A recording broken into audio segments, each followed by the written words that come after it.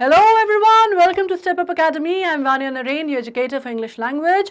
और आज जैसे कि आप यहाँ पे देख पा रहे हैं, आज हम एक बहुत इंटरेस्टिंग और बहुत ही बढ़िया पोएम करने वाले हैं. पोएम या पोम दोनों में से जो भी बोल सकते हैं, दोनों ही जैसे मैंने कहा प्रोनाउंसिएशन एक्सेप्टेबल होते हैं. हम लोग पोएम बोलते थे, आप लोग आजकल पोम बोलते हैं, तो वो भी चल जाएगा. लेकिन खैर बात ये है कि ये जो है फायर एंड आइस पोएम है, जो कि ऑफकोर्स आप समझ सकते हैं दो बिल्कुल ही ऑपोजिट कॉन्ट्राडिक्टिंग चीज़ों के बारे में बात कर रही हैं. एक तरफ है फायर, दूसरी तरफ है आइस. ठीक है, और जाहिर सी बात है कि जो पोएम का फ्लो है वो भी बिल्कुल वैसे ही होगा. अभी कौन सा चैप्टर है? ये है चैप्टर नंबर 1 आपका क्लास 10th का. और इसमें आपको मालूम है जब हम वन शॉट करते हैं तो वन शॉट की एक मॉडस ऑपरेंडी हमारी क्या होती है, that we are going to discuss everything. मतलब हम पोएट के बारे में भी जानेंगे, हम पोएटिक डिवाइसेस भी जानेंगे, हम एक्सप्लेनेशन भी समझेंगे, एग्जैक्टली क्या इन्फेरेंस हो रहा है पोएम से हम वो भी समझेंगे, और पोएम तो ऑफकोर्स हम समझेंगे ही. ठीक है, अब ये मैं आपको बता दूं कि ये जो पोएम है फायर एंड आइस, इसके ऊपर आप वो पढ़ चुके हैं रॉबर्ट फ्रॉस्ट की, तो आपको बहुत ज़्यादा अब मेहनत क्या है कि इसमें करने की ज़रूरत नहीं है कि आपको ऑथर के बारे में बहुत ज़्यादा डिटेल एनालिसिस करने की ज़रूरत नहीं है. वो हम ऑलरेडी डिस्कस कर चुके हैं, तो उसमें कोई बहुत ज़्यादा चीज़ों में परिवर्तन नहीं आएगा. अभी हमारा मेन फोकस होगा कि हम पोएम को अच्छे से समझें, उसकी लाइंस को समझें, और बेसिकली उसकी जो पैटर्न है, राइटिंग पैटर्न है, थीमेटिक पैटर्न है, जो उसका आप कह सकते हैं जो उसने कहाँ से इंस्पिरेशन ड्रॉ की है, ये चीज़ें हम समझें. ठीक है, अब क्या होता है, सबसे बड़ी बात होती है जब पोएम होती है, पोइट्री होती है ना, तो कहीं ना कहीं से वो इंस्पिरेशन ड्रॉ करती है, कहीं ना कहीं से प्रेरणा जो है पोइट्री को मिलती है, या कोई ना कोई कारण, कोई ना कोई बैकग्राउंड जो है वो अक्सर आप देखेंगे कि पोइट्री का रहता है. मतलब एक बड़ी सिंपल सी बात है कि कोई कवि है, कोई पोएट है, जब अपने शब्दों को पन्नों पे उकेरता है वो, right, when he expresses himself through his words, उन वर्ड्स के पीछे बहुत बड़ी सोच, बहुत बड़ी एक थिंकिंग, एक थॉट प्रोसेस, एक पूरा स्कूल ऑफ थॉट काम करता है, ऐसा हम मान के चलते हैं. शब्द जो हमें दिखाई देते हैं वो मे बी महज 2, 4, 5, 10 लाइन हो, लेकिन उन लाइंस में बहुत कुछ लिखा होता है. एक एक वर्ड का उसका बहुत मल्टीपल मीनिंग्स होते हैं, बहुत सारे एंगल्स होते हैं. तो पोएम को एनालाइज करने का सबसे बेस्ट तरीका होता है, जैसा मैंने आपको पहले भी कहा था, प्रोस जो होता है, जब हम उसको पढ़ते हैं तो ये अच्छी चीज़ होती है कि प्रोस को हम धीरे धीरे अपने मन में पढ़ें, है ना. मतलब उसको आप तेज़ तेज़ बोल के पढ़ेंगे तो वो कोई मतलब नहीं होगा, मन में पढ़ा जाता है. लेकिन पोएम जो होती है उसको अगर आप उसकी सही इंटेंसिटी या सही ग्रेविटी आप पोएम की समझना चाहते हैं, या आप उसका जो मीनिंग है जो वो देना चाहता है, या वो जो आप इन्फर करना चाहते हैं, एनोटेट करना चाहते हैं, अगर आप वो समझना चाहते हैं, तो इट इज़ ऑलवेज गुड कि पोएम आप you always recite the poem allowed, है ना. मतलब जब पोएम की रिसाइटल्स होते हैं, रेसिटेशन होते हैं, तो उसमें भी आपको ये काम करना होता है कि आपको बोला जाता है कि आपको पोएम तेज़ आवाज़ में या ऊंची आवाज़ में, या आप कह सकते हैं कि आपको बोल के आप पढ़ेंगे पोएम तो वो आपको समझ में आएगी, आपको उसका जो मीटर है वो समझ में आएगा, है ना, जो फ्लो है उसका पूरी पोएम का आपको वो समझ में आएगा. तो इसको हम पढ़ लेते हैं, फिर हम इसके मीटर और बाकी सारी बातों पर डिस्कशन करते हैं. Okay. Some say the world will end in fire, some say in ice. From what I have tasted of desire, I hold with those who favor fire. But if it had to perish twice, I think I know enough of hate to say that of destruction, that for destruction ice is also great and would suffice. एक बड़ी simple सी poem है, बड़ी simple सी line है. जैसे एक बार फिर पढ़ते हैं हम. Some say the world will end in fire, some say in ice. From what I have tasted of desire, I hold with those who favor fire. But if it had to perish twice, I think I know enough of hate to say that for destruction ice is also great and would suffice. ठीक है, अब इसमें आप क्या कह सकते हैं, जैसे अगर हम इनको नंबर देते हैं, A, B, fire and desire, A B A, right. अब इसको अगर हम लेते हैं, आप कह सकते हैं क्या, इसको मैं A B C बोल दूं, A B C. ठीक है, अब यहाँ पे क्या आ गया, B C B. अब आपको लग रहा होगा ये मैम ने लिखा क्या है, basically A B, A, A, B, C, B, C, B। अब आपको समझना क्या है, यहाँ पे समझना ये है कि कितनी लाइंस हैं, ठीक है।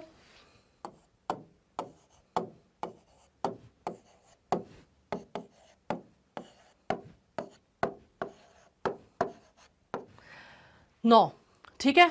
तो आपको एक चीज़ समझ में आ रही है कि सीधे सीधे 9 लाइंस की पोएम है। एक जो इसका कंक्लूजन आ रहा है सामने, जो चीज़ पढ़ के समझ में आ रही है वो ये आ रही है कि ऑथर या पोएट जो है वो बात किसकी कर रहा है, वो बात कर रहा है एंड ऑफ द वर्ल्ड की, ठीक है। या फिर आप कह सकते हैं डिस्ट्रक्शन की बात कर रहा है, या आप बात कर सकते हैं कि वो किसकी बात कर रहा है, जो तबाही आएगी या जो खात्मा होगा, यू नो, आप जिसको हम कहते हैं एपोलिप्टिकल थीम जो है, हम उसको समझ सकते हैं एक तरह से, उसके बारे में बात हो रही है। और इसमें बात किसकी की जा रही है, इसमें बात हो रही है फायर और आइस की। दो जो स्पेसिफिक एलिमेंट हैं, फायर एंड आइस, ये बहुत ऑब्वियस एलिमेंट्स हैं, ठीक है, इनके ऊपर बात की जा रही है। ऑफ कोर्स बहुत कॉन्ट्रास्टिंग एलिमेंट्स हैं। फायर ऑफ कोर्स आपको मालूम है कि वो बहुत सारी चीज़ें डिनोट करती है जो कि फेरी होगा। कोल्ड अगेन बहुत एक्सट्रीम एलिमेंट्स हैं। अगेन हम दो बहुत एलिमेंट कॉन्ट्रास्टिंग एलिमेंट्स की हम बात कर रहे हैं, दो ऐसे एलिमेंट्स की बात कर रहे हैं जो एक साथ अगर आप उनको रखें तो आप एक तरह से कह सकते हैं कि हम आप कह सकते हैं एंटोनिम्स की बात कर रहे हैं, राइट। यहाँ पे दो एंटोनिम्स को रखकर उनको एनालाइज किया गया है और उनके साथ कंपैरिजन ड्रॉ किया गया है। तो बहुत इंटरेस्टिंग बात यह है दैट टू कॉन्ट्रास्टिंग थिंग्स या to contrasting elements which is also the antonym of each other, मतलब एक दूसरे के जो ऑपोजिट हैं उनको साथ में रखा गया है और उनको साथ में रख के उनके बीच में सिमिलैरिटी या कंपैरेटिव जो है वो ड्रॉ किया गया है। मतलब सबसे इंपॉर्टेंट आपको ये समझ में आ रहा है कि somewhere you are bringing two contrast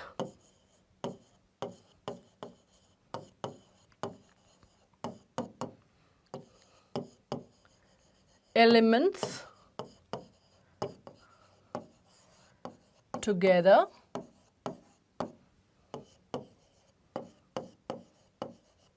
to draw similarity in their end action, ठीक है। ये आप इसको मोटे तौर पे जो आप समझ पा रहे हैं वो ये है, two contrast element together to draw similarity in their end action, मतलब जो इनका कंक्लूसिव रिजल्ट है उसमें आप कहीं ना कहीं सिमिलैरिटी ड्रॉ करने की बात कर रहे हैं। ये समझ में आ रहा है। अब यहाँ पे आपको लग रहा होगा कि मैम ने बेसिकली ये 9 लाइन की पोएम में ये A B C B C B क्या लिखा है, ठीक है। अब इसका मतलब समझो, ये बेसिकली हमने मीटर रखे हैं, ठीक है। किसी भी पोएम को समझने के लिए बहुत इंपॉर्टेंट होता है कि उसकी जो मेट्रिक स्कीम है वो आपके समझ में आए, या मीटर हम सिंपल भाषा में कैसे कहते हैं, जो राइमिंग पैटर्न है उसका वो आपको समझ में आना चाहिए, ठीक है। अब अलग अलग होते हैं, जैसे मैंने कहा कुछ ब्लैंक वर्स होते हैं, कुछ फ्री वर्स होते हैं। तो इंग्लिश लैंग्वेज में ये समझना बहुत इंपॉर्टेंट है, क्योंकि आप कोई भी एक रैंडम पीस ऑफ प्रोज लिख दें और उसको आप पोएम कहेंगे तो ऐसा नहीं होता। पोएम में कहीं ना कहीं, जिसको हम हिंदी में भी बोलते हैं ना कोई उसमें लय होनी चाहिए, छंद होने चाहिए, राइट। तो वही वाली बात है कि कोई ना कोई जो है वो मेट्रिक स्कीम जो है वो फॉलो करती है। यहाँ पे हमने वो मेट्रिक स्कीम ही लिखी है। मतलब क्या, देखिए, फायर आइस डिज़ायर फायर, ठीक है। अब ये बात समझो, यहाँ पे ये जो फायर है वो इस डिज़ायर के साथ राइम कर रहा है, ठीक है, इसलिए यहाँ पे हमने ए लिखा है, ठीक है। अब ये बी जो हमने इसलिए लिखा है क्योंकि बी किसी चीज़ के साथ यहाँ पे इस वाली लाइन में राइम नहीं कर रहा। आइस अपने आप में किसी भी चीज़ से राइम नहीं कर रहा। यहाँ पे डिज़ायर फायर राइम ज़रूर कर रहा है, लेकिन दैट इज़ इनकॉन्सिक्वेंशियल, अभी उसकी बात नहीं हो रही है। हम 3-3 के मीटर में हमने उसको डिवाइड किया क्योंकि 9 लाइन की पोएम है, ठीक है। तो अब यहाँ पे ये समझो कि ये फायर और डिज़ायर जो है ये एक दूसरे के साथ राइम कर रहा है, ठीक है, इसलिए हमने दोनों को ए लिखा। इसको हमने बी लिखा क्योंकि वो बिल्कुल अलग है, उसकी जो साउंड है जो आ रही है उसमें साउंड आइस बोलने में वो बिल्कुल अलग नोटेशन पे आ रही है, ठीक है। तो आइस यहाँ पे आ गया। अब फायर और डिज़ायर और फायर जो है वो फिर से एक दूसरे से राइम कर रहा है, तो हमने यहाँ पे इसको भी ए लिख दिया, ठीक है। अब आइस और ट्वाइस एक दूसरे से राइम कर रहा है, ठीक है। देखो, अब ये जो आइस है वो इस ट्वाइस के साथ राइम कर रहा है, ठीक है। यहाँ पे अब ये ट्वाइस के साथ राइम कर रहा है, ये जो है हेट, ये बिल्कुल ही अपने आप में एक अलग हो गया, ठीक है, बिल्कुल ही डिफरेंट हो गया। यहाँ पे थर्ड एलिमेंट आ गया हमारा, ठीक है, थर्ड जो साउंड है हमारा वो आ गया, तो हमने इसको हेट को सी कर दिया है। अब यहाँ पे फिर से ये ट्वाइस जो है, ये हेट जो है, अब यहाँ पे देखते हैं अगर हम, to say that for destruction ice is also great. अब ये हेट जो है वो किसके साथ राइम कर रहा है, इस ग्रेट के साथ कर रहा है ना। तो यहाँ पे हमने इनको दोनों को लिख दिया क्या, सी और सी, ठीक है, ये समझ में आ गया। अब इसमें बी पे आ जाते हैं वापस अपन, और यहाँ पे अब देखो फिर से क्या हुआ, यहाँ पे आइज है, ठीक है, यहाँ पे ट्वाइस है, फिर यहाँ पे आइज है, मतलब यहाँ पे ये ट्वाइस है, यहाँ पे आइज है, ये दोनों आपके क्या हैं, बी हैं, ठीक है। वैसे ही यहाँ पे फिर से आइज है, जो एंड वर्ड देखना है हमें आखिरी, जिसपे सेंटेंस जो है वो ख़त्म हो रहा है, ये फिर से बी है, ठीक है, आइज है, और ये फिर से यहाँ पे सफाइस है, ठीक है, समझ में आ रहा है। तो अब क्या हो रहा है, ये जो है ये बी इसके साथ राइम कर रहा है, ये बी इसके साथ राइम कर रहा है, और ये बी इसके साथ राइम कर रहा है। तो और ए तो आपको समझ में आ ही रहा है कि ए फायर,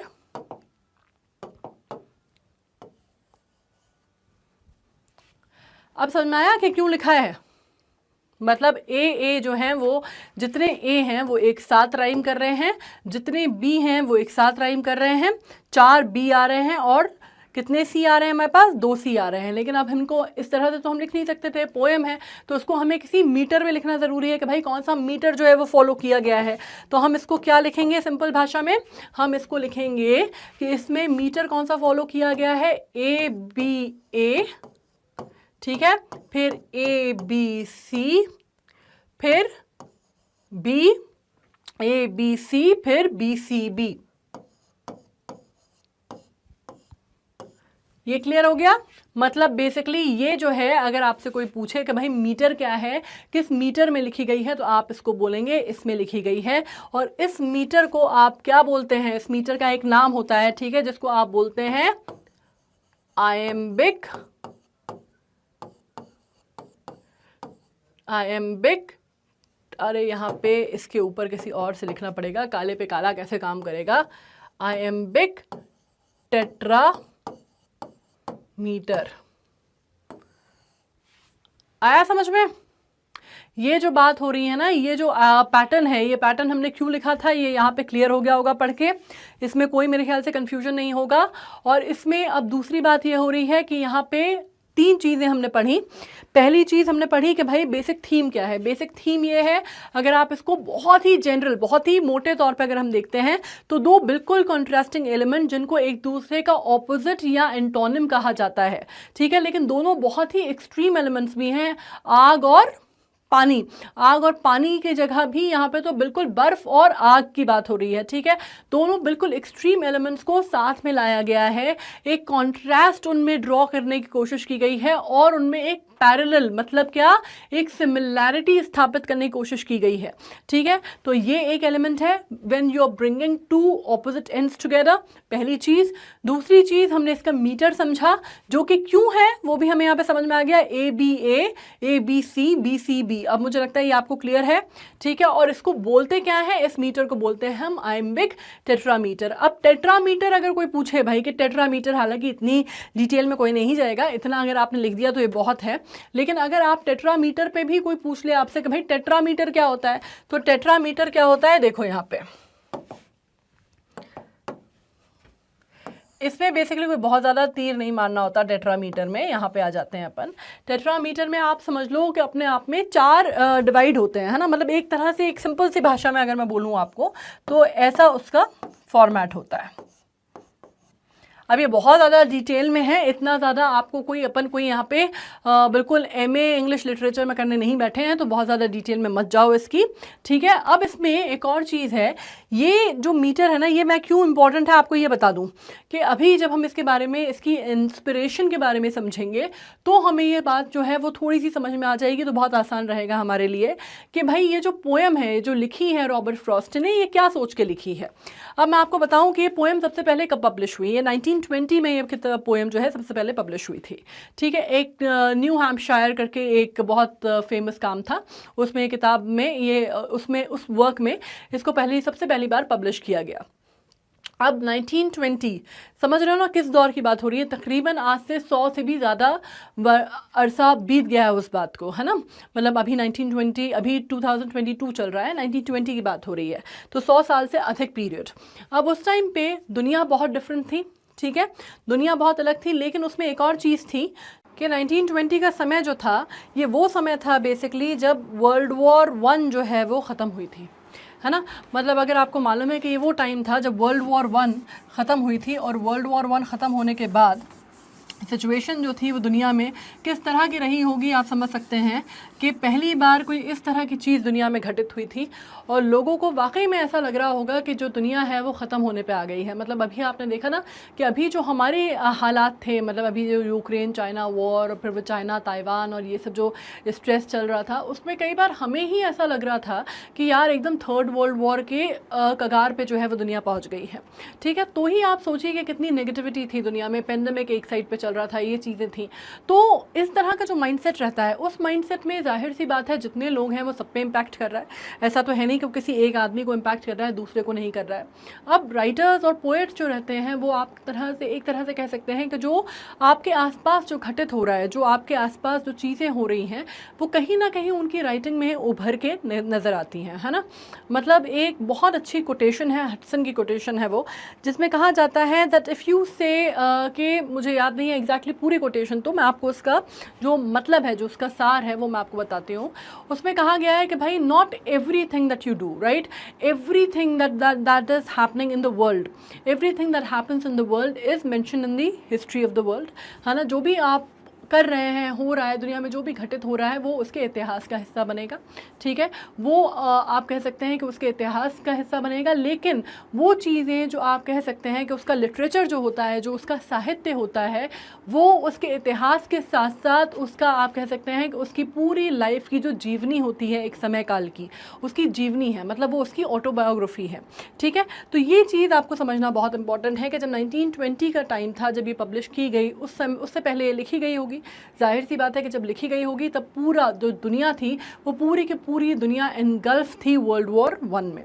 ठीक है, तो किस तरह का माइंडसेट या किस तरह की सोच राइटर की रही होगी, हमें ये समझना बहुत इंपॉर्टेंट है पोएट की, अगर हम किसी लिटरेरी वर्क को एनालाइज कर रहे हैं तो। ठीक है, अब इसमें आप एक और बार में पढ़ लेते हैं इसको, फिर बाद में मैं आपको एलिमेंट्स जो हैं हम उसकी बात करेंगे। अगेन मैंने आपसे एक बात बोली कि इसमें 2 एलिमेंट्स हैं, जो 2 बहुत ऑब्वियस एलिमेंट्स हैं जिनको साथ में लाया गया था, which is fire and ice, है ना। 2 एकदम जो बिल्कुल ऑब्वियस है, नज़र आ रहे हैं कि भाई फायर और आइस की बात की गई है।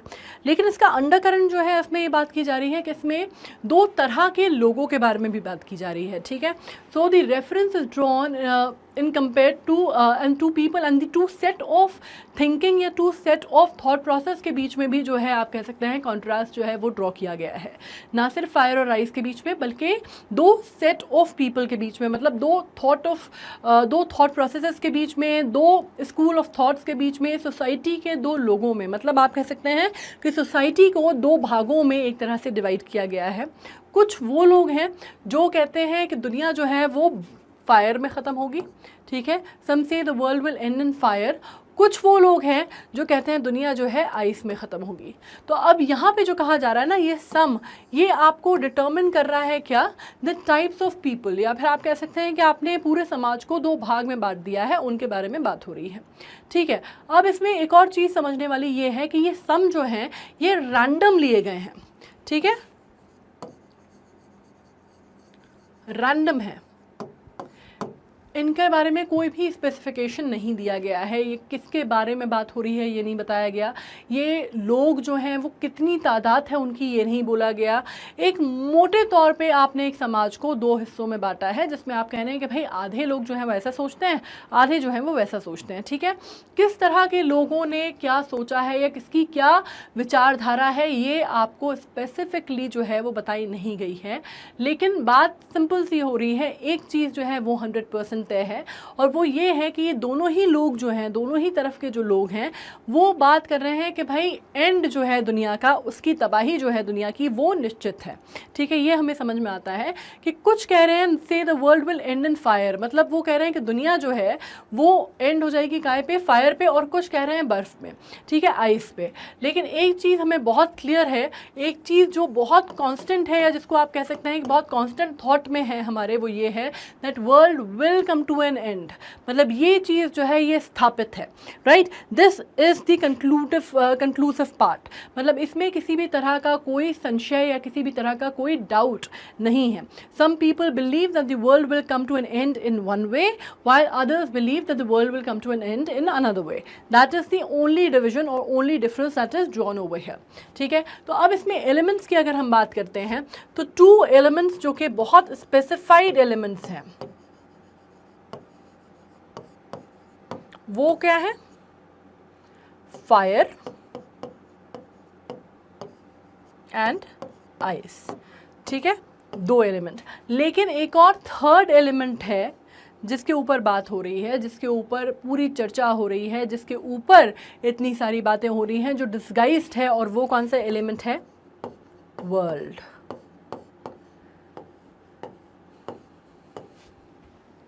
Got it? तो आपको ये समझ में आ गया कि 2 एलिमेंट जो हैं वो तो बिल्कुल ऑब्वियसली दिख रहे हैं, फायर एंड आइस। तीसरा एलिमेंट जो है वो है वर्ल्ड, ठीक है, जिसके ऊपर पूरी ये सब बातें और चर्चा हो रही है। ठीक है, ये चीज़ क्लियर हो गई है। बाकी इसका जो एनालिसिस है हम आगे करेंगे ताकि आपको कोई दिक्कत ना हो। ये ABA, ABC, BCB आपको क्लियर हो गया होगा। आयम्बिक टेट्रामीटर में है, 1920 में लिखी गई थी। अमिट्स द वर्ल्ड वॉर 1 का सिनेरियो था। दिमाग जो था वो पोएट का कहीं ना कहीं डिस्ट्रक्शन ऑफ द वर्ल्ड या एंड ऑफ द वर्ल्ड में चल रहा था। लोगों की जो माइंडसेट थी, जो सोच थी, वो बहुत ज़्यादा उस पर वर्ल्ड वॉर हावी हो गई थी, डिस्ट्रक्शन हावी हो गया था, तो बहुत ग्लूमी स्टेट था। ठीक है, अगर आप दुनिया के ख़त्म होने की बात कर रहे हैं तो obviously you are not in a very happy state of mind. ठीक है, ये चीज़ क्लियर हो रही है। तीसरी चीज़ जो हमें क्लियर हो रही है वो ये है कि आप ये बात कर रहे हैं कि कुछ लोग ये सोचते हैं कि दुनिया ऐसे ख़त्म होगी, कुछ लोग ये सोचते हैं दुनिया वैसे ख़त्म होगी, लेकिन एक एलिमेंट बिल्कुल श्योर है कि दुनिया ख़त्म होने की बात हो रही है। ठीक है, ये कुछ चीज़ें आपको एलिमेंट क्लियर हो गए। इसके बाद अपन बढ़ते हैं आगे। अब अपन आ जाते हैं यहाँ पे। ठीक है, अब ये जो मैं आपको चीज़ बता रही हूँ वो क्या है, आप ये समझिए। ये मैंने जैसे आपसे कहा कि इसमें 3 एलिमेंट हैं, 2 बहुत ऑब्वियस हैं, तीसरा जो है वो डिस्गाइज्ड है, लेकिन बहुत इंपॉर्टेंट है क्योंकि बात उसी के बारे में हो रही है। अब फायर क्या डिनोट करता है? कोई भी चीज़ जब हम बोल रहे हैं फायर, आइस, तो क्या डिनोट कर रहा है? फायर से क्या मतलब लिटरली हमारा मतलब क्या बर्फ़ है, या क्या फायर से मतलब हमारा सिर्फ आग है? नहीं, इसका मतलब और भी चीज़ों से है। ये बहुत सारे जो शब्द हैं ये अपने आप में बहुत सारा मतलब जो है वो समेटे हुए हैं। ठीक है, मतलब इसमें आपको ये समझ में आएगा कि एक शब्द के अंदर बहुत सारा मतलब हो रहा है। ठीक है, इसमें आप बात करते हैं फायर जो है यहाँ पे फ्यूरी है ये। ठीक है, फ्यूरी है ये। अब इसमें जब हम बात करते हैं तो आप बात करेंगे एंथुजियाज्म। फायर क्या डिनोट करता है? फायर सबसे बड़ी बात हॉट, प्रॉपर्टीज़ क्या है फायर की? हॉट। डेथ, मतलब आपको मालूम है कि बहुत ज़्यादा जब अति में हो जाए, डिस्ट्रक्शन का प्रतीक होती है फायर। ठीक है, एंगर, फेरी, जब हम कहते हैं बहुत गुस्सा आना किसी चीज़ का, ठीक है, तो हम उसको क्या कहते हैं? फेरी। फेरी का मतलब होता है क्या? एंगर। जेलसी मतलब क्या? आपको मालूम है कि बहुत, जब आपको किसी से बहुत तीव्र, आप किसी से बहुत ज़्यादा कंपटीशन करते हैं, सेंस ऑफ जेलसी है ना, जब आपको गुस्सा आता है तो अक्सर वो इमोजी आता है जिसमें से फायर जैसी निकल रही होती है, या जेलसी होती है, तो भी आपको जलन होना है ना, हिंदी में अपन क्या बोलते हैं उसको? जलन होना। तो जलन होना भी मतलब क्या? जेलसी यहाँ पे आ गई। पैशन मतलब इग्नाइटेड पैशन, मतलब किसी चीज़ को लेके आप बहुत पैशनेट हैं, बहुत ज़्यादा इग्नाइटेड पैशन है आपका, तो वो आपको फायर डिनोट करता है। डिज़ायर को डिनोट करता है फायर। ठीक है, एनवी, अगेन जेलसी, एनवी, आपको मालूम है ईर्ष्या का भाव जो है वो फायर डिनोट करता है। एरोगेंस मतलब एक तरह से आप कह सकते हैं हॉटनेस। ठीक है, एरोगेंस, या आप कह सकते हैं कि बहुत, जिसको घमंड या एटीट्यूड कहते हैं, वो चीज़ आती है यहाँ पे। और कहीं ना कहीं एक कुछ पॉजिटिव चीज़ों में अगर हम बात करते हैं, फ्यूरी, अगेन वही चीज़ हो गई जब आप बात करते हैं बहुत ज़्यादा फेरी एटीट्यूड की, बहुत ज़्यादा गुस्से की, बहुत ज़्यादा जिसको आप बोलते हैं एकदम जिसको आग बबूला होना वाली जो बात होती है वो फ्यूरी में आ जाती है। एंथुजियाज्म मतलब थोड़ा सा एक पॉजिटिव एलिमेंट भी है. Enthusiasm means the fire in my belly. When I say there is a fire in my belly, so that also denotes enthusiasm, या आप कह सकते हैं एक तरह से एक कुछ करने की या कर गुजरने की जो इच्छा होती है वो भी आपका फायर डिनोट करता है. Whereas when we talk about ice, it means coolness. ठीक है, बहुत ज़्यादा शांत. Everything is cool as ice. Yeah, you being cool as ice. Cold-heartedness. It also means, it also denotes आप कह सकते हैं cold-heartedness. मतलब आपको किसी भी चीज़ का बहुत ज़्यादा फ़र्क नहीं पड़ता, आप बहुत ही cold-hearted हैं. Means nothing moves you like it should move you, right? Something is really just, it doesn't really bother you the way it should. So that is one of the reason. Fear, मतलब आपको मालूम है कई बार he is cold, my hands become cold, या मैं कहती हूँ मेरे हाथ पैर ठंडे पड़ गए थे, राइट. तो आप कब बोलते हैं ये चीज़? जब नर्वसनेस होती है या डर होता है किसी का, तो वो डिनोट करता है. पिटिलेसनेस अगलीनेस को डिनोट करता है.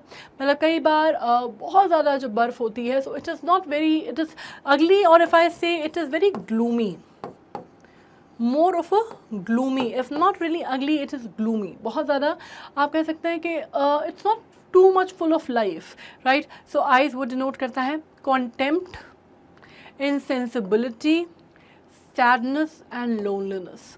मतलब आप कह सकते हैं जो नेगेटिविटी की हम बात करते हैं या कॉनोटेशन की हम बात करते हैं, तो थोड़ा सा नेगेटिव कॉनोटेशन इसका ड्रॉ किया जाता है. लोनलीनेस आ जाती है, सैडनेस आ जाती है, ये चीज़ें जो आप बात करते हैं. When something is cold, when something is very very cold, it also means it is very gloomy. It is not, it is devoid of life, it is devoid of feelings, it is devoid of emotions, and also it is a lot of solitary feeling, lonely feeling, and sunshine is not there, the brightness of the day is missing.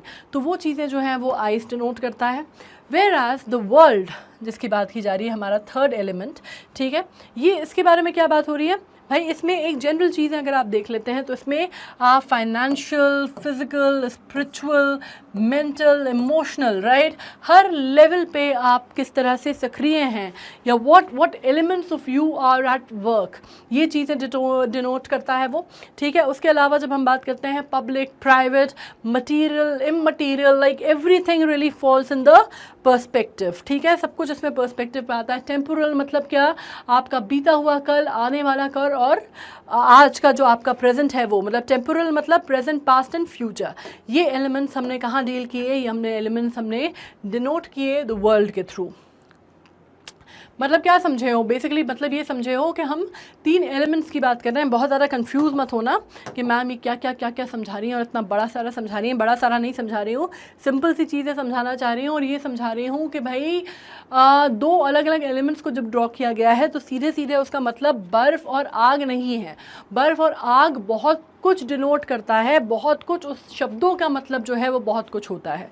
ठीक है, मतलब ये जो मैंने समझाया आपको, ये synonyms हैं. बहुत सारे ऐसी फीलिंग्स और ऐसी भावनाएं जो कि शब्दों में आप कह सकते हैं कि पूरी कॉन्सेंट्रेट कर दी गई हैं. मैं आपको वो समझाने की कोशिश कर रही हूँ. ठीक है, तो उसमें घबराने की या एकदम जिसको बोलते हैं ना इंटिमिडेट होने की ज़रूरत नहीं है कि क्या इतना सारा मैप वैप बना के मैम ने समझा दिया. मैप वैप बना के इसलिए समझाया क्योंकि आपको मालूम है कि वो चीज़ क्या डिनोट कर रही है. ठीक है, आपकी क्या क्या चीज़ है जो आपको बताना चाह रही है कि भाई ये जो शब्द हैं, तीन एलिमेंट जिनकी हम बात कर रहे हैं, उनसे हमारा क्या तात्पर्य है या क्या मीनिंग है हमारा, मतलब पोएट का. ठीक है, अब यहाँ पर आपको एक समझना होगा. The speaker brings us into the middle of the argument between people who think that the world will come to an end. वो जो शब्द स्टार्ट हो रहे थे ना, some things and some will think, some says that the world will come to an end in fire, यह वाली line. Some says the world will end in fire, some say in ice. तो ये जो line है उसको यहाँ पे explain किया है कि उन्होंने कहा है हमें एक आर्ग्यूमेंट के बीच में लाते हैं जहाँ पे लोग क्या सोच रहे हैं कि लोग सोच रहे हैं, आधे लोग ये सोच रहे हैं कि एक जो वर्ल्ड का जो अंत है वो फेरी एंड होगा, और दूसरे मतलब फेरी यहाँ पे क्या मतलब फायर से है. ठीक है, फेरी एंड होगा. और कुछ लोग जो हैं वो सोचते हैं कि दुनिया जो है वो जम जाएगी या फ्रीज हो जाएगी. ठीक है, मतलब बिल्कुल दो अलग अलग माइंडसेट की बात हो रही है. He could be talking about about the literal end of the world, उसका मतलब दुनिया का लिटरल एंड, मतलब जिसको आप कहते हैं द डी डे, या जिसको आप कहते हैं द जजमेंट डे, या जिसको आप कहते हैं कि बिल्कुल क़यामत का दिन, ठीक है, उसकी बात वो कर रहा है, या कहीं ना कहीं उससे उसका मतलब है. But he is also talking about the power that human beings have to harm और डिस्ट्रॉय वन अनदर. लेकिन उसकी एक और जो अंडर करंट है वो ये है कि वो ये और भी बता रहा है कि भाई जो इंसान को ख़त्म करने की जो उसकी मंशा है ना, कि आपको मालूम है दैट हम बने थे, we were the social animals, हमें एक साथ रहने के लिए हम बने थे. लेकिन हो क्या रहा है कि आज की डेट में हम इतना ज़्यादा हमारे अंदर गुस्सा है, इतना ज़्यादा हमारे अंदर सेंस ऑफ जेलसी है, कंपटीशन है, हमारे अंदर आप कह सकते हैं कि इतनी सारी जो कुंठाएं हैं, भावनाएं हैं, वो इतनी सारी आ गई हैं, इतनी ज़्यादा एक दूसरे के ऊपर लैप्स करने लगी हैं कि हमारे अंदर कहीं ना कहीं चीज़ आ रही है कि हम एक दूसरे को कट थ्रोट कॉम्पिटिशन वाले लेवल तक आ चुके हैं. ठीक है, and we want to destroy and harm one another, which is again ये किसी भी स्पीशीज़ में अगर आप देखें तो अगर ये आ जाता है, like you know that human beings are also animal. ठीक है, हम भी एनिमल किंगडम का हिस्सा हैं. और अगर ये चीज़ अगर किसी में आ जाए, किसी स्पीशीज़ में आ जाए कि भाई वो अपनी ही स्पीशीज़ को बर्बाद करना चाहता है, तो दैट इज़ ऑफ कोर्स अपने आप में बिल्कुल जिसको आप कहते हैं तबाही की कगार पे खुद को धकेलने जैसी बात है. ठीक है, तो इसके बारे में भी राइटर ने यहाँ पे कहा है, पोएट ने यहाँ पे कहा है. Now the speaker's experience with romantic desire has taught him that the passionate or hot emotions like love and lust would probably have the power to turn the earth into a big fireball. अब यहाँ पे आप एक और बात समझे, जो मैंने आपको डिनोट किया ना, जो मैंने आपसे बात की कि भाई फायर क्या चीज़ डिनोट करती है और कोल्ड या आइस क्या चीज़ डिनोट करती है, उसके बारे में बात की जा रही है. ठीक है, तो यहाँ पे बात की जा रही है कि जो स्पीकर का जो पोएट है उसका जो एक्सपीरियंस है, और किसका एक्सपीरियंस है उनका, क्योंकि ऑब्वियसली पोएट है, so he has a lot of experience of emotions, है ना. उनके जो इमोशंस हैं उनमें एक जो दुनिया को देखने का जो उनका नज़रिया है, या दुनिया को जिस तरह से वो देखते हैं या परसीव करते हैं, वो एक आम आदमी से बहुत डिफरेंट होगा, है ना. मतलब हर आदमी जो चीज़ महसूस कर रहा है वो उसको इतने सुंदर शब्दों में लिख नहीं सकता जितने सुंदर शब्दों में, जितने स्ट्रॉन्ग शब्दों में, जितने पावरफुल शब्दों में पोएट बोलता है. ठीक है, the speakers experience with romantic desire has taught him. अब जो स्पीकर का जो एक्सपीरियंस है रोमांटिक डिज़ायर को लेकर, उसने उसको क्या सिखाया है, उसने टॉट हिम द पैशनेट और हॉट इमोशंस. हॉट इमोशंस का मतलब यहाँ पे हमने किससे लिया है, हमने यहाँ पे लिया है पैशन से. ठीक है, मैंने आपको बताया था ना पैशनेट. ठीक है, पैशनेट शब्द हमने पढ़ा था अभी, जो फायर से हमने साथ में फायर का जो मीनिंग हम सिनोनिम्स देख रहे थे तब. तो पैशनेट डिज़ायर्स या पैशनेट इमोशंस जैसे कि लव एंड लस्ट, ठीक है, जिसको आप बोलते हैं लव एंड लस्ट, उसने उनको क्या दिया है, would have the power to turn into earth into a big fireball. मतलब क्या भाई साहब, ये जो अपनी अर्थ है ये बड़ी सी क्या बन गई है, फायर बॉल में तब्दील जो किया है वो किया जा सकता है with all the hot flushing emotions, right? All hot flushing emotions means all the emotions that has lot of fairy and lot of passion and jest in them. जिसमें प्यार भी एक इमोशन है, लस्ट भी एक इमोशन है, jealousy भी एक इमोशन है, एनवी भी एक इमोशन है. बहुत सारे जो इमोशंस हैं वो क्या कर देगा, वो अर्थ को एक बड़ी सी फायर बॉल में तब्दील कर देगा. अब ये हमें लिटरल नहीं लेना है, मतलब क्या कि वो अर्थ पे इस तरह की फीलिंग्स लोगों का, जब हम अर्थ की बात करते हैं तो हमारा मतलब होता है inhabitants of the earth, like जो लोग यहाँ पे रह रहे हैं उनकी बात हो रही है. ठीक है, बट उसने साथ ही साथ क्या एक्सपीरियंस किया है, उसने दूसरा एक्सट्रीम भी एक्सपीरियंस किया है. ठीक है, मतलब उनका जो अनुभव है वो सिर्फ एक तरफा नहीं है, उन्होंने दोनों चीज़ें जो हैं वो एक्सट्रीम साइड्स जो है वो उन्होंने एलिमेंट जो है उन्होंने देखे हैं. एंड वो जानते हैं कि कोल्ड इमोशंस जो हैं, जैसे जो कोल्ड इमोशंस मतलब कोल्ड हार्टेडनेस, आपको किसी के लिए कोई दया भाव नहीं है, कोई प्रेम नहीं है आपके मन में, कुछ भी नहीं है आपके मन में, you are just cold as the ice, means you have no emotions, nothing really nothing really boils your blood, nothing really puts you out there. ठीक है, तो ये जो चीज़ें हैं, जो lack of passion या lack of, आप कह सकते हैं कि lack of emotional, जिसको आप कह सकते हैं quotient in the sense, उसने क्या किया है, उनको cold emotions, जैसे hate जो है वो cold emotion है, love अगर hot emotion है तो cold emotion कौन सा हुआ, hate. ठीक है, उसमें भी बहुत ज़्यादा डिस्ट्रक्टिव पावर्स है, मतलब प्यार भी आपको मार सकता है और नफ़रत भी आपको मार सकती है, मतलब अति किसी भी चीज़ की बुरी होती है, राइट. इंसान के लिए जब आप कहते हैं something, all the contrast can be fatal to you. Like love could be a destructive force and hate could be a destructive force, depending कि आप उसको किस तरह से you're putting it out to use. Now love gets all the publicity but hate is the silent killer. अब यहाँ पे एक और चीज़ है जिसको हमें देखना होगा कि भाई जब फोकस किया जाता है तो हम करते हैं पैशन पे, फ्यूरी पे, लव पे, लस्ट पे फोकस, ठीक है। तो आप focus is always on the hotter emotions, या फिर हमारे जो इमोशंस होते हैं हम हमेशा लव और लस्ट और पैशन इनकी बात करते हैं, जबकि कोल्डनेस जो है ना, कई बार जिसको आप कहते हैं कि जो कोल्ड हार्टेडनेस है, जो इंसान का जो ठंडा व्यवहार है, मतलब जिसको हम कहते हैं ना you are so cold man, he such like कितना जो कोई वार्मथ नहीं है इस इंसान के अंदर, कोई प्यार, कोई उत्साह, कोई पैशन नहीं है इस इंसान के अंदर। ये जो चीज़ें होती हैं ना, ये जो लैक करती हैं जब, तो वो भी आप एक तरह से कह सकते हैं वो भी इंसान को या दुनिया को धीरे धीरे ख़त्म करेंगी। अगर आपके अंदर वार्मथ नहीं है, अगर आपके अंदर जिसको आप कहते हैं ना एक फीलिंग्स नहीं है, इमोशंस नहीं है, आपके अंदर कोई भावनाएँ नहीं है, तो भी दुनिया कैसे सर्वाइव करेगी? वो भी अपने आप में एक साइलेंट किलर है, ठीक है। प्यार तो अति किसी भी चीज़ की ख़राब होती है, अगर बहुत ज़्यादा एक्सट्रीम पे प्यार, पैशन, एनवी चला जाए तो वो तो ऑब्वियसली डिस्ट्रक्टिव है ही, वो तो हम जानते ही हैं। लेकिन अगर उसका उल्टा हो जाए तो भी ये कोई भला नहीं करेगा, that is also a silent killer. उसके बारे में बात हो रही है। It may not have the same grandeur as the fireball ending but it will do the trick. मतलब क्या ग्रैंडियर, मतलब जो मैंने शब्द लिखे ना उनका ध्यान देना थोड़ा सा, कि मतलब उसमें इतना फेयरी नहीं दिखेगा। मतलब लिटरली अगर मैं ये बात करूँ कि जैसे अर्थ है, यहाँ पे हमने पिक्चर बना दी भाई, तो यहाँ पे क्या हुआ है कि अर्थ पे बिल्कुल आग का गोला बन गया। अर्थ इतना ड्रामेटिक, इतना ग्रैंडियर नहीं होगा, लेकिन हाँ एंड जो है भाई साहब वो भी जो है वो धीरे धीरे दुनिया उसमें भी ख़त्म होगी, ठीक है। मतलब वो भी अगर आप बात करते हैं it will also do it's trick, मतलब दुनिया को ख़त्म करने का काम वो भी कर देगा, भले ही वो नज़र नहीं आए, वो उतना जिसको आप कहते हैं उतना ऑब्वियस नहीं होगा, it will not be all out there, ठीक है, but still it would do the damage, it would do the same level or same degree of damage, ये बात है, ठीक है। अब डिक्शन देख लो भैया, डिक्शन क्या है? डिक्शन मैं आपको समझा चुकी हूँ, ये हम बात कर चुके हैं, तो उसमें आपको कोई दिक्कत नहीं होनी चाहिए। डिक्शन जो है वो सिंपल है और बहुत स्ट्रेट फॉरवर्ड है, मतलब कोई भी बातों को मिस नहीं किया गया है। The author uses the obvious comparison of fire and ice. There is connotation in this, fire represent desire while ice represent hatred, ठीक है। अब यहाँ पे मतलब सीधी सी बात क्या है, रिप्रेजेंट करना। अब ये मैं आपको समझा चुकी थी, मैंने आपको पिछली बार भी समझाया था कि दो चीज़ें होती हैं, किसी चीज़ को आप कहते हैं डिनोट करना और किसी चीज़ को होता है कनोट करना, ठीक है। तो यहाँ पे आप समझ लो डिनोट करना, और एक चीज़ होती है आपकी कॉनोटेशन, ठीक है, कनोट करना। These are two expressions. अब डिनोट करने का मतलब होता है taking a literal meaning of a word. Means literal meaning मतलब जो है जैसा है उसको आप कहेंगे। मतलब यहाँ पे अगर हम बात कर रहे हैं तो डिनोट क्या किया गया है, फायर एंड आइस, ये डिनोट है ना, मतलब ये फायर है, ये आइस है, इसको डिनोट किया गया है। अब कनोट करने का मतलब क्या है? कनोट मतलब ये इन शब्दों से जो मतलब निकल के आ रहा है। मतलब फायर का मतलब आप कह सकते हैं लव से, पैशन से, ठीक है।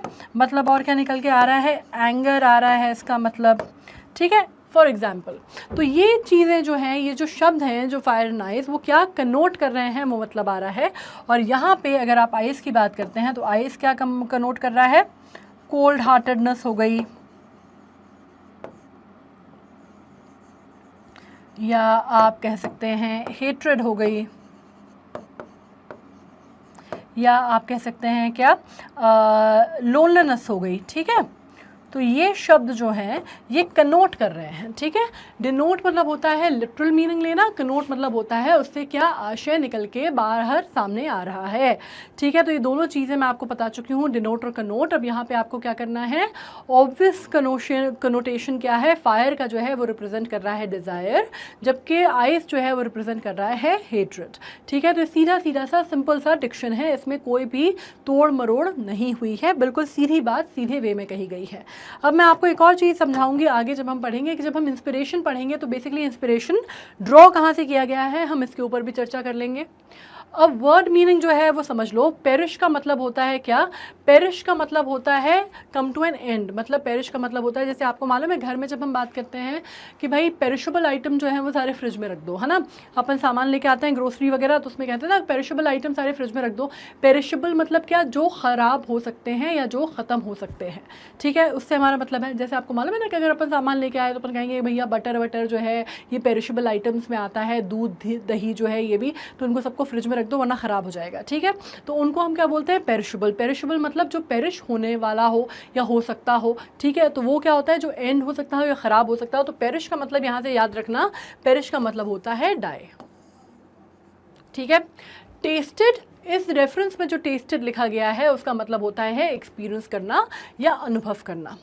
अब यहाँ पे सफाइस जो लिखा गया है उसका मतलब होता है भाई समथिंग विल सफाइस, मतलब उसकी पूर्ति कर देगा, ठीक है। मतलब अगर यहाँ पे बात किस बारे में हुई है कि ठीक है, अगर दुनिया जो है वो एक, जो लोग हैं, जो एक साइड ऑफ पीपल हैं वो बिलीव दैट अर्थ जो है वो भाई दुनिया जो है वो किससे ख़त्म नहीं होगी? अगर वो हेट्रेड से या नफ़रत से या फायर से ख़त्म नहीं होगी, तो भी अगर वो लोग बहुत जिसको बोलते हैं उनके ठंडे दिल, ठंडे जज्बात होंगे, हेट्रेड होगी, तो भी वो काम वो कर देगी, तो भी वो सफाइस कर देगा। मतलब क्या?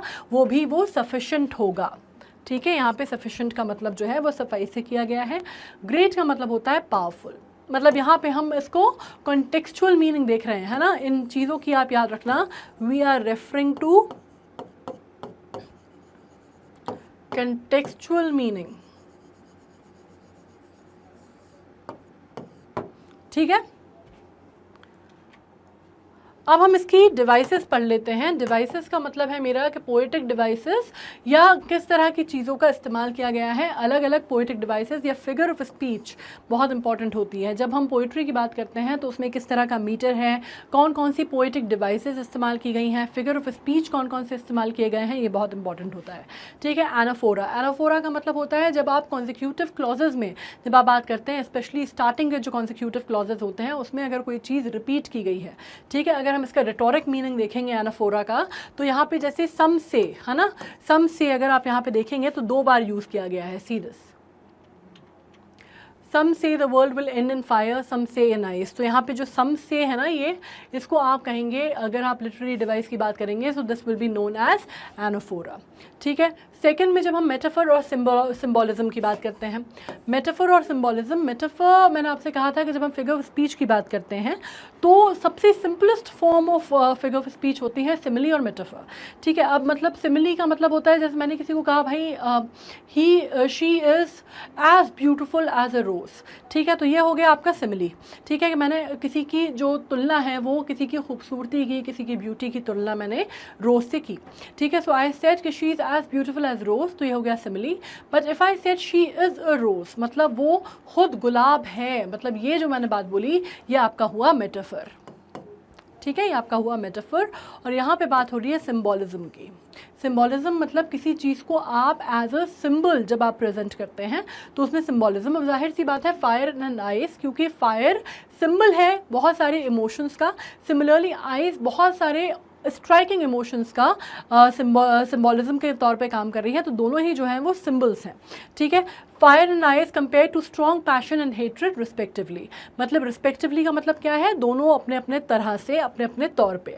Now fire and ice compare to strong passion, मतलब फायर जो है वो स्ट्रॉन्ग पैशन, आइस जो है वो हेट्रेड, दोनों रिस्पेक्टिवली जब हम लिखते हैं तो मतलब हमारा ये लिखने का तरीका होता है कि जो सीक्वेंस है, सिंटेक्स है, उसमें जब हम लास्ट में रिस्पेक्टिवली लिखते हैं, मतलब पहली चीज़ जो है वो पहले के साथ, दूसरी चीज़ जो है वो दूसरे के साथ जाएगी, ठीक है। अब इमेजरी, इमेजरी का भी इस्तेमाल हुआ है यहाँ पे, ठीक है। इमेजरी मतलब क्या है कि इसका डीपर मीनिंग है, मतलब जो चीज़ लिखी गई है वो सिर्फ शाब्दिक अर्थ पे हमें नहीं जाना है, इसका जो गहरा मीनिंग है, मतलब कैनोटेशन है, जो कैनोटेटिव मीनिंग है, हमें उस पे जाना है, ठीक है। तो फायर एंड आइस का जो डीपर मीनिंग है, मतलब उसका जो अगर हम गहराई में जाएंगे बात की, तो जो उसका मतलब है हमें उस पर फोकस करना है।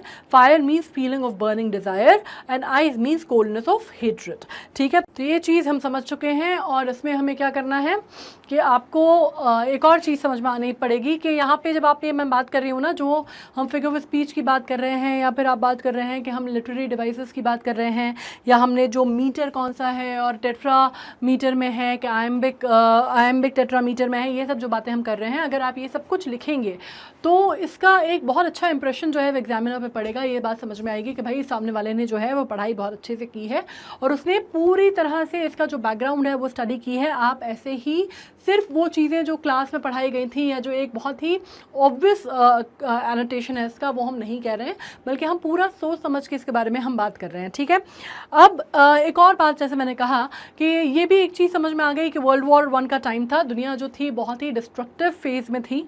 जाहिर सी बात है कि उसका जो एक डिस्ट्रक्शन था, जो इतनी बड़ी तबाही हुई थी, उसका एक बहुत गहरा असर या बहुत गहरी छाप जो थी वो राइटर के ऊपर, पोएट के ऊपर थी, जैसे बाकी पूरी दुनिया पे भी थी, ठीक है। तो ये बेसिकली बात किसकी कर रहे हैं, ये बात कर रहे हैं, अगर आप बात करते हैं अपोकलिप्स की बात कर रहे हैं। अपोकलिप्स का मतलब होता है एंड ऑफ द वर्ल्ड, ठीक है। तो इसमें एक थीम जो आप कह सकते हैं,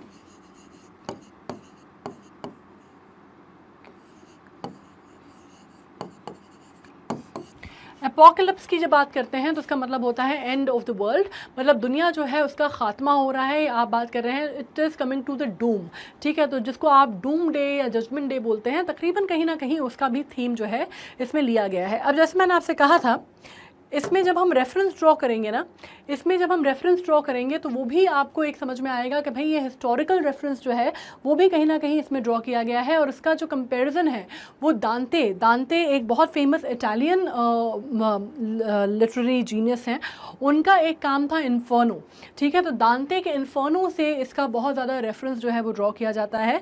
और कहा जाता है कि दांते ने जब अपनी इन्फर्नो लिखी थी तो उसमें उन्होंने सिनर का जो पापी होते हैं, सिनर्स है ना, उनके लाइफ के ऊपर उनका किस तरह का फॉल होता है या किस तरह से उनके साथ जो चीज़ें हेल में होती हैं उसके ऊपर उन्होंने लिखा। और उसमें हेल का जो एक चित्रण था, मतलब आप कह सकते हैं नर्क का, वो ड्रॉ किया गया था, ठीक है। और उसमें आप कह सकते हैं कि वो, उसमें कहा जाता है कि बहुत तेज़ जो बर्फ़ में, मतलब बर्फ़ तक गड़े हुए हैं, बर्फ़ में पूरी तरह से जो सिनर्स हैं, एट द लास्ट जो उसका दिखाया गया है, उसमें बताया गया है, उसका जो रिप्रेजेंटेशन है वो बताया गया है कि पूरा ऊपर तक बर्फ़ में वो पूरी तरह से बर्फ़ से ढके हुए हैं। और कहाँ पर हैं वो, आग के बीच में हैं, मतलब वो डूबे हुए हैं बर्फ़ में और आग के बीच में हैं। ये उन्होंने सिनर का पूरा लास्ट का, जिसको आप कहते हैं बिल्कुल ख़त्म होने का, जो उनका रिप्रेजेंटेशन था, जो उनका आइडिया था, उन्होंने इस तरह से उसको रिप्रेजेंट किया था। और कहीं ना कहीं ये बात जो है वो निकल के आती है कि कहीं ना कहीं हो सकता है रॉबर्ट फ्रॉस्ट भी उससे इन्फ्लुएंस हो, क्योंकि दांते का इन्फ्लुएंस काफ़ी सारे कामों में देखा गया है, ठीक है। अब इसमें और लिटरेरी डिवाइसेस हम बात कर लेते हैं। एलिट्रेशन मतलब क्या, एलिट्रेशन का मतलब होता है वो शब्द जो बार बार रिपीट हो रहे हैं, या वो शब्द जो बार बार एक कंसोनेंट साउंड जो है वो रिपीट हो रही है, ठीक है। जैसे यहाँ पे सम से है या फेवर फायर है ना, तो यहाँ पे किसका है, यहाँ पे एफ जो है वो कंसोनेंट साउंड है जो रिपीट हो रहा है। यहाँ पे क्या है, एस है, ठीक है। ये मैंने आपको जब दूसरी पोएम पढ़ाई थी डस्ट ऑफ स्नो, तब मैंने आपको ये बताया था कि इसमें मैंने आपको एलिट्रेशन का एक एग्जाम्पल भी दिया था, है ना। मैंने आपको क्या कहा था, जैसे हमारे जो टंग ट्विस्टर्स होते हैं ना, वो इसमें आती है। मैंने थिंग्स कौन सा बताया था मैंने आपको, एग्जाम्पल मैंने आपको दिया था शायद उसका, she sells sea shells on the sea shore, है ना। तो ये हो गया एलिट्रेशन, जब आपके कंसोनेंट साउंड्स जो हैं वो रिपीट हो रहे हैं। तो यहाँ पे सम से में सम एस एस हो रहा है, यहाँ पे एफ एफ हो रहा है, तो ये आपको समझ में आ रहा है। इंजैम्पमेंट जो है, इंजैम्पमेंट भी मैं आपको पढ़ा चुकी हूँ, तो आपको ज़्यादा दिक्कत नहीं होगी। I think the destruction eyes, इस लाइन में जो है यहाँ पे इंजैम्पमेंट यूज़ हो रहा है, ठीक है। इंजैम्पमेंट, एलिट्रेशन, ये हम सब कुछ बहुत डिटेल में डिस्कस कर चुके हैं जस्ट पहले ही वाले चैप्टर में। आप उसको भी पढ़ लीजिए ताकि आपके दो जो पोएम्स हैं वो कंप्लीट हो जाएं, ठीक है। अब इसमें एंटीथीसिस, एंटीथीसिस का मतलब क्या होता है, उसमें हमने आयरनी पढ़ी थी, यहाँ पे एंटीथीसिस है। यहाँ पे एंटीथीसिस होती हैं जब दो कॉन्ट्रडिक्टरी आइडियाज़, दो अलग अलग चीज़ों को, दो कॉन्ट्रडिक्टरी आइडियाज़ मतलब क्या, फायर एंड आइस, मतलब मैंने कहा ना, यहाँ पे दो एंटीथीसिस आइडिया, दो कॉन्ट्रडिक्टरी चीज़ों को साथ में लाया जाता है और आइडिया जो है, कॉन्ट्रडिक्टरी आइडिया जो है एक्सप्रेस किए जाते हैं, तो उसको हम लिटरेरी भाषा में कहते हैं क्या, एंटीथीसिस। और यहाँ पे इससे बेहतरीन एग्जाम्पल एंटीथीसिस का हो ही नहीं सकता जब फायर एंड आइस को साथ में लाया गया है, ठीक है। तो ये आपको समझ में आ गया। राइमिंग स्कीम, ऑफ कोर्स मैंने सबसे पहले आपको राइमिंग स्कीम ही बताई थी, ABA, ABC एंड BCB, तो इसमें कोई कंफ्यूजन आपको नहीं होना चाहिए। Fire and eyes by Robert Frost जो है अमेरिका मोस्ट, अब आप एक बात समझ लीजिए रॉबर्ट फ्रॉस्ट के बारे में, ठीक है, ये रॉबर्ट फ्रॉस्ट हैं, ठीक है।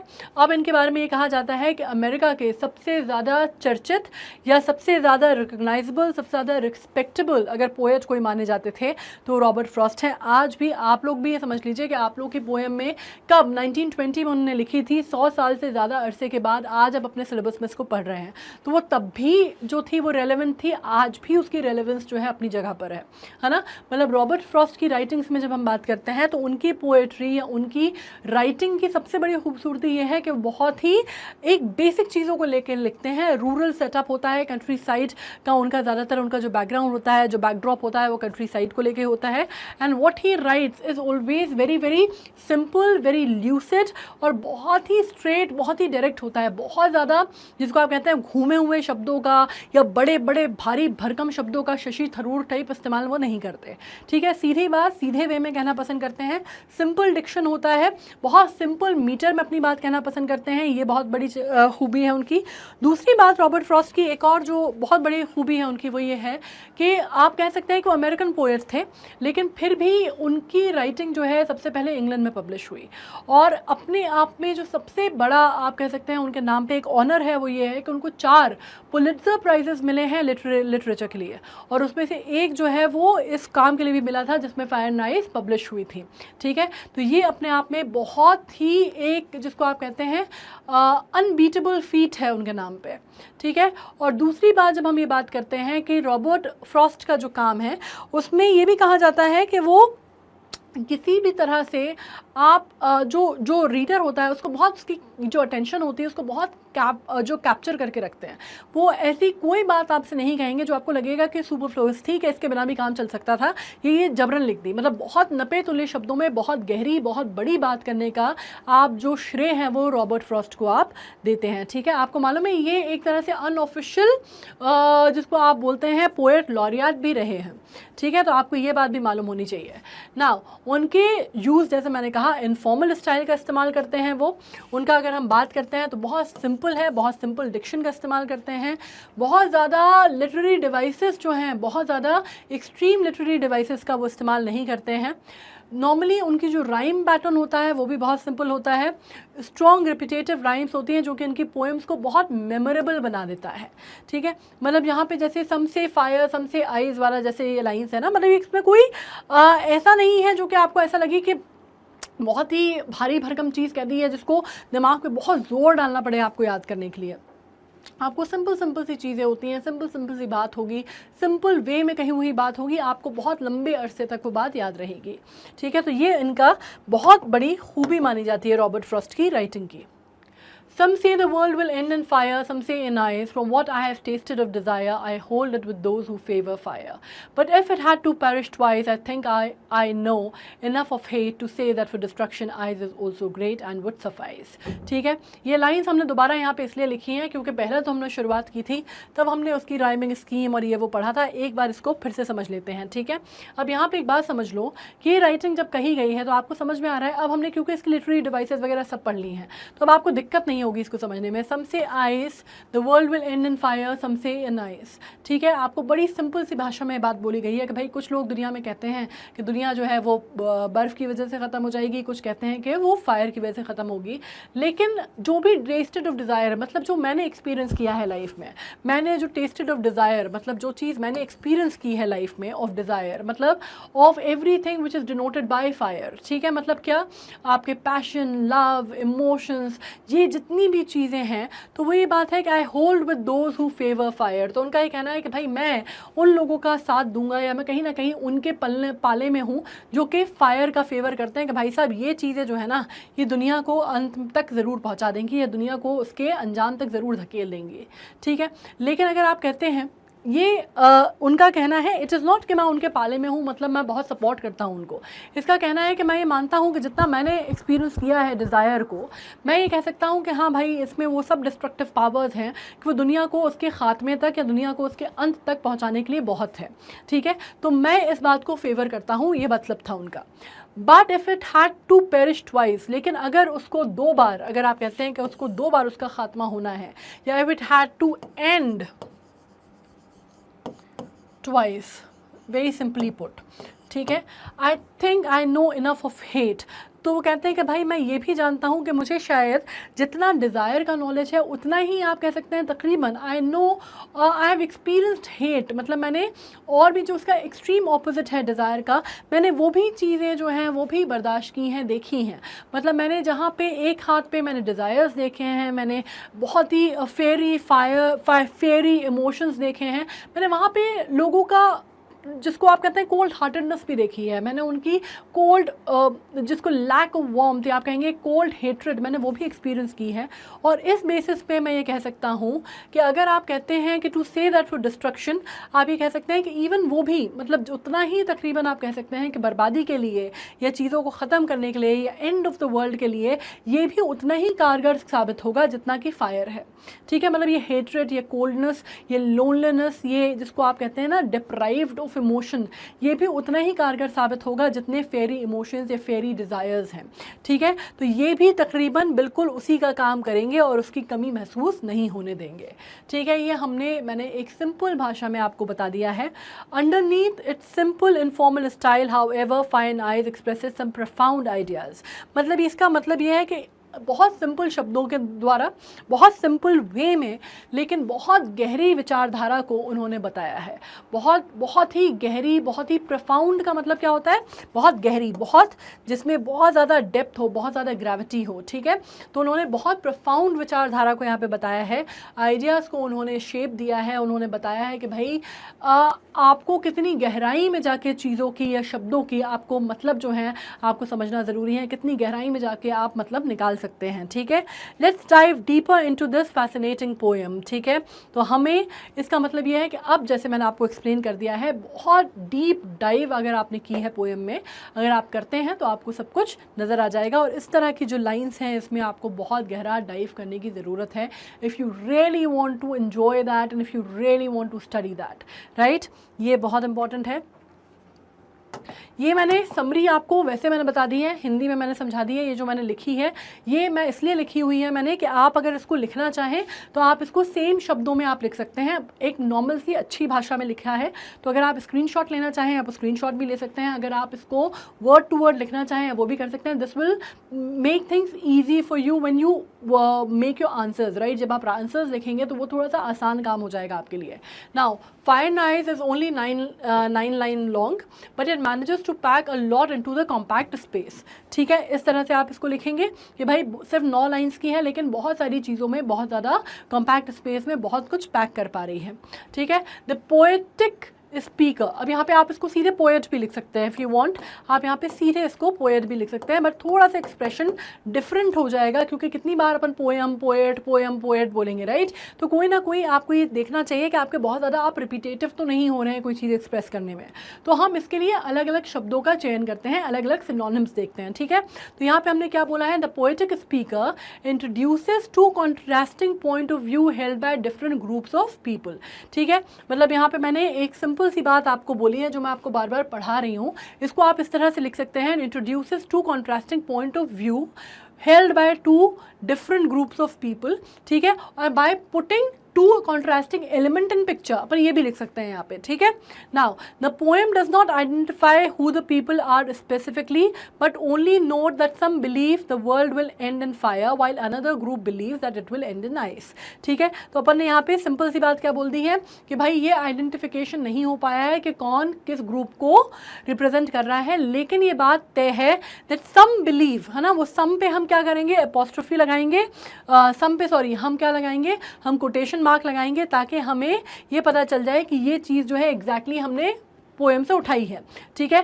Some believe the world will end in fire while another group believe that it will end in ice, ठीक है। मतलब आपको क्या पता चल रहा है कि कुछ मान रहे हैं कि भाई ये दुनिया जो है वो फायर की वजह से ख़त्म हो जाएगी, कुछ मान रहे हैं कि वो आइस की वजह से तबाह हो जाएगी, ठीक है। Now The speaker then considers each of these point of view and decides that though they side with the group that believes the world will end in fire, they also realize that ice is equally destructive force that could just as easily lead to the end of world.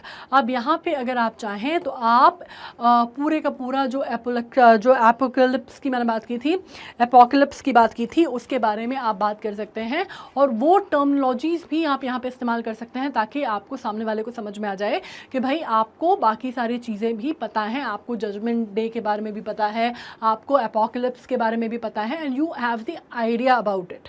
ठीक है, ये चीज़ें हो गई। अब यहाँ पे simple भाषा में लिखना चाहो तो ये लिख सकते हो, the speaker then consider each of these point of view, मतलब स्पीकर क्या कर रहा है, दोनों पॉइंट ऑफ व्यू को इक्वली कंसिडर कर रहा है। ठीक है, और फिर वो ये बोलता है कि भाई मैं किस साइड पे हूँ, लेकिन वो ये कहता है कि वो ये भी कहता है कि भाई मैंने क्योंकि लाइफ इतनी एक्सपीरियंस की है इसलिए मैं कह सकता हूँ कि अगर आप बात करते हैं तो आइस जो है वो इक्वली डिस्ट्रक्टिव फोर्स है जो कि दुनिया को भी उतना ही ईजिली उसका खात्मा कर सकती है जितना फायर कर रहा है।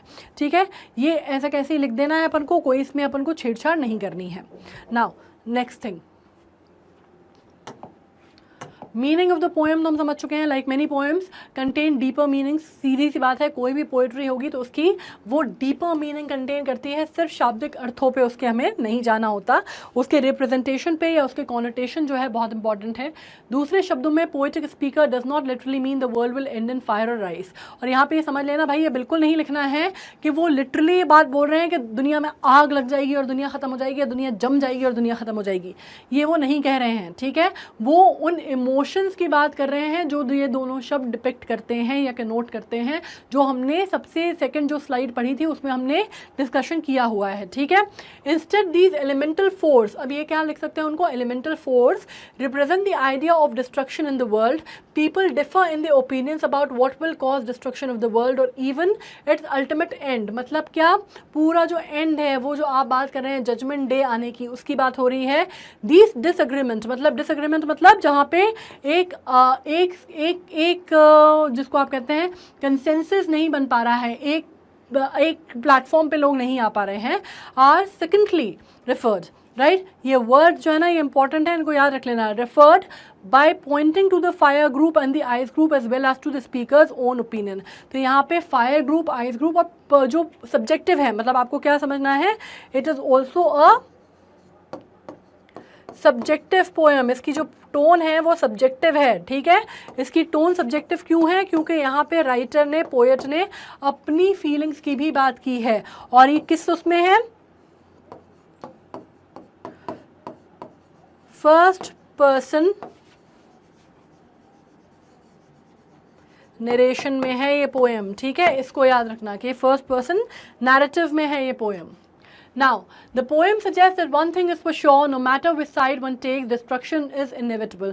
जैसे मैंने पहले भी आपको समझाया था, ये शब्द आप लिख सकते हैं कि एक बात कही जा रही है कि भाई जिस भी तरह से हो, चाहे फायर या आइस, डिस्ट्रक्शन तो होना तय है, मतलब वो तो सर्टनिटी है, उसको हम नहीं बदल सकते, इनएविटेबल है। In the end, the speaker tells us either desire or hate is equally likely to end in destruction.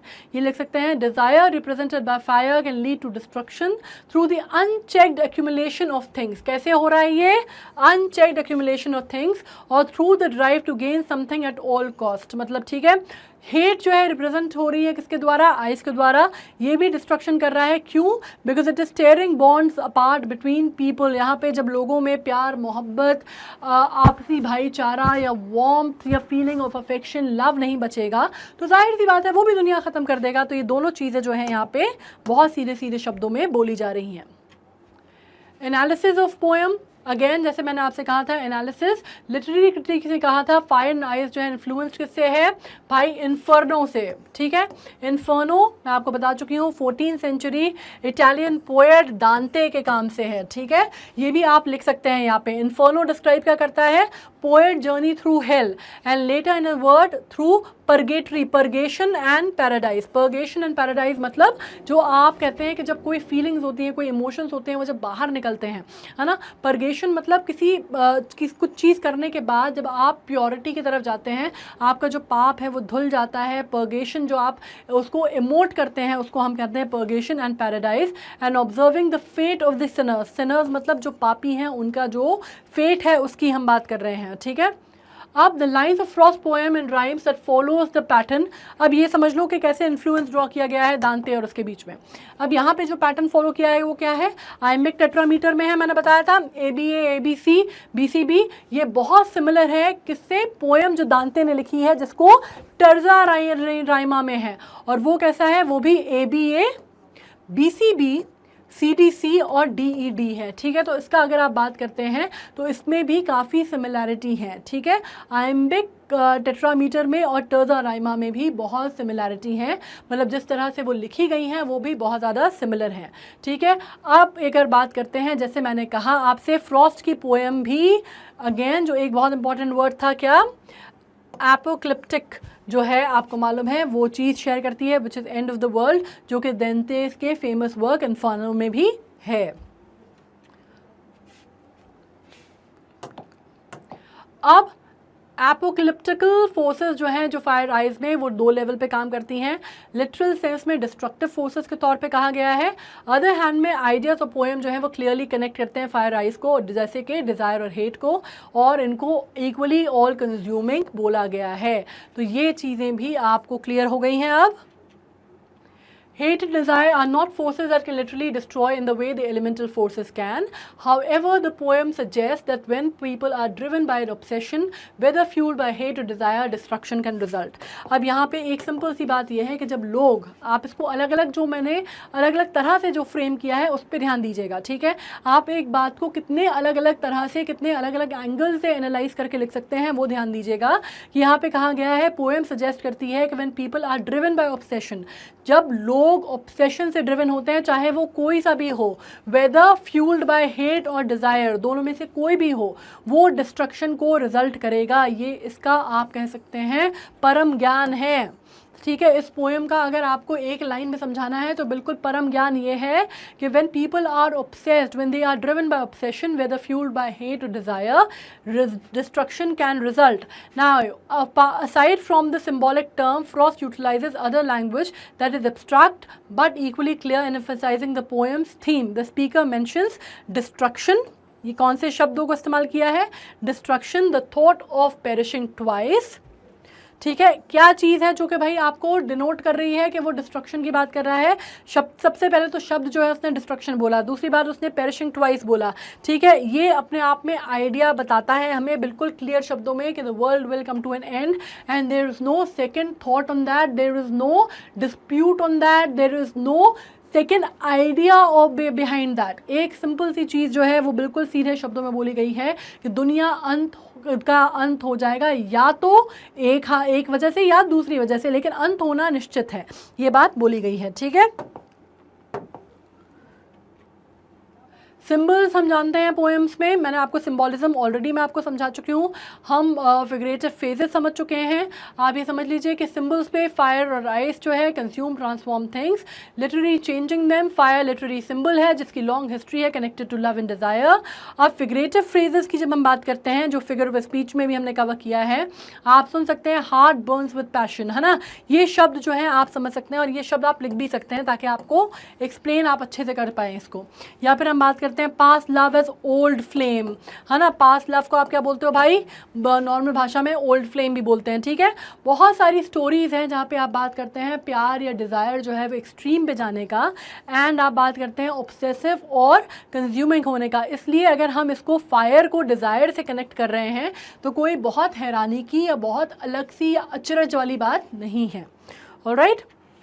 और यहीं पे हम आइस की बात कर लेते हैं। तो आइस को जो ट्रांसफॉर्म्ड स्टेट ऑफ वाटर है, अगर हम इसको बात करते हैं फ्री फ्लोइंग फ्लूइड की जगह, तो वो क्या होता है, रिजिड होता है, ठीक है। पानी जैसे बहुत फ्लोइंग होता है, रुकता नहीं है, बहुत सारी पॉजिटिव चीज़ें हैं। आइस जो है वो रिजिड होता है और कोल्ड होता है, ठीक है। तो अगर हम सिंबॉलिक सिग्निफिकेंस देखते हैं तो अगर हम ये बोलते हैं भाई आइस जो है क्लियर होता है, मतलब कोल्ड हार्टेड के लिए बोला जाता है, ठीक है। या अगर हम कहते हैं एक जो फ्रेजल वर्ब्स हैं, या फ्रेजल वर्ब्स नहीं सॉरी फ्रेजेस हैं, उसमें हम क्या कहते हैं, ice in their veins, they are having ice in their veins, मतलब उनकी जो खून है उनका जमा हुआ है, जो खून है द ब्लड हैव आइज्ड, राइट, उनका ब्लड जो है वो जम गया है जब हम कहते हैं, है ना। तो ये सारी चीज़ें जो हैं, ये सारी बातें जो हैं आपको ये बताती हैं that you are cold hearted and you are not moved by any feelings और इमोशंस, ठीक है। Interested between ice and hate, while ice freezes things in place, hate can cause cause a person to become frigid in emotional and personal terms. ठीक है,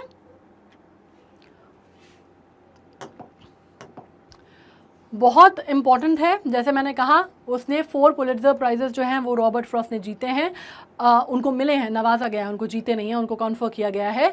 ठीक है, imagery जो है उनकी पोएम्स में बहुत इंपॉर्टेंट होती है, सिम्बॉलिज्म बहुत इंपॉर्टेंट होता है, और वो इमोशंस जो है अपने ऑडियंस में इवोक करने का काम करते हैं।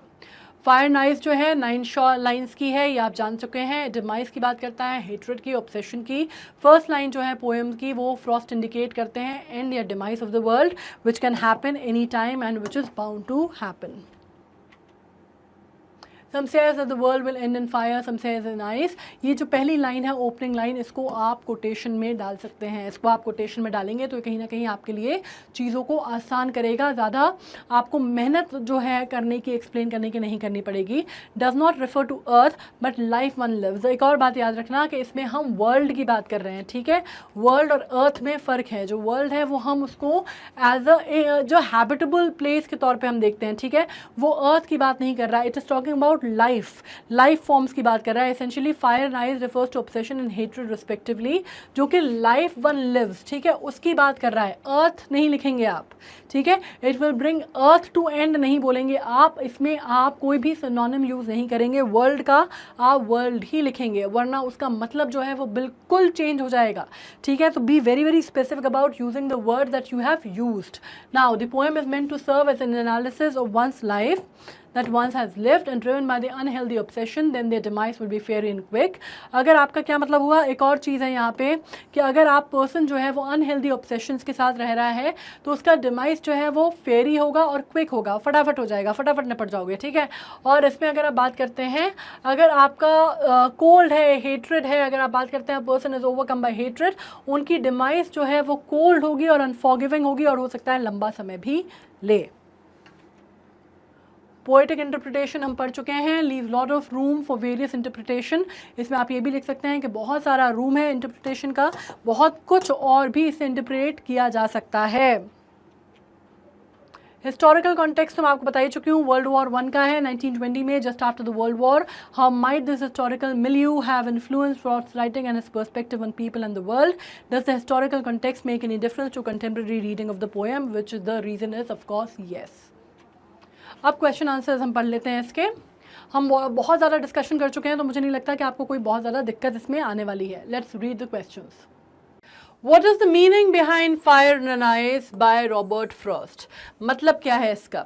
ठीक है, ये हम ऑलरेडी इतना सारा पढ़ चुके हैं कि अब मुझे लगता है कि बिल्कुल कहीं भी कोई किसी भी प्रकार का संशय जो है मन में नहीं होगा। ठीक है, तो basically Robert Frost fire and ice is told in a simple language that mask common complex meaning.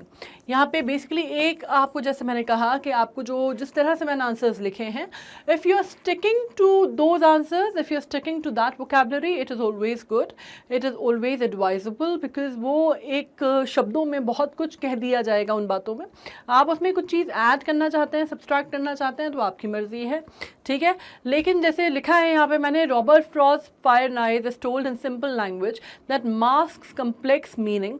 The poem suggests that the forces of desire and hate represented by fire and ice respectively lead to destruction. The poem uses the metaphor of the end of the world to characterize this destruction. ठीक है, metaphor क्या होता है ये हम discussion कर चुके हैं। ये सब कुछ जो मैंने लिखा हुआ है, it is much making sense to you, right, कि रॉबर्ट फ्रॉस्ट की फायर एंड आइज जो है सिंपल लैंग्वेज में अगर हम कहते हैं तो वो मास्क करती है बहुत कॉम्प्लेक्स मीनिंग को, और वो सजेस्ट करती है कि फोर्सेस जो है desire and hate represented here by fire and ice respectively, वो डिस्ट्रक्शन को लीड करते हैं, एंड अनडाउटेडली डिस्ट्रक्शन को, इनएविटेबल डिस्ट्रक्शन भी आप यहाँ पे इसको कह सकते हैं इफ यू विश। मतलब जो चीज़ होनी ही है। ठीक है, आप इनएविटेबल डिस्ट्रक्शन को लीड करते हैं। The poem uses the metaphor and, आप यहाँ पे लिख सकते हैं सिम्बॉलिज्म भी लिख सकते हैं आप, मेटाफर एंड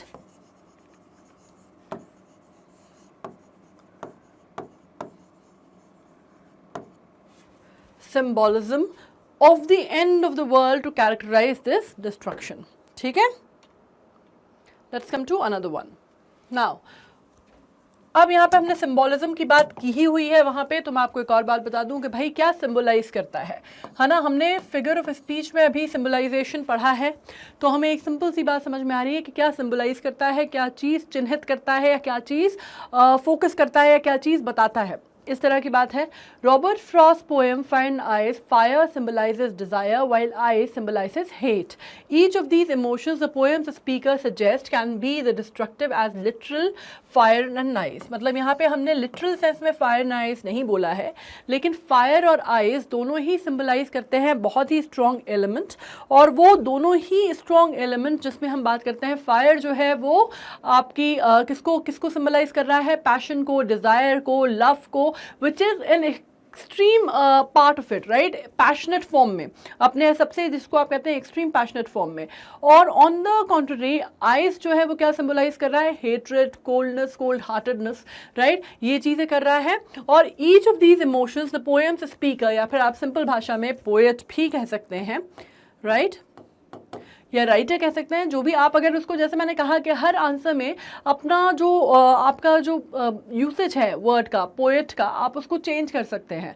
अगर आप एक ही चीज़ यूज़ करेंगे, बार बार रिपीटेटिव होंगे, सो आंसर जो है वो कहीं ना कहीं अपना आप कह सकते हैं कि एक वो खो देता है, जिसको आप कहते हैं ना कि एक जिसको आप पकड़ कहते हैं पढ़ने वाले के ऊपर, एग्जामिनर के ऊपर, वो नहीं बना पाता, ठीक है। Suggest can be destructive as literal fire and ice, मतलब लिटरली जो फायर और आइज होते हैं, मतलब असली में जो फायर आइज होते हैं उतने ही डिस्ट्रक्टिव हो सकते हैं, ठीक है, ये सिंबलाइज करता है।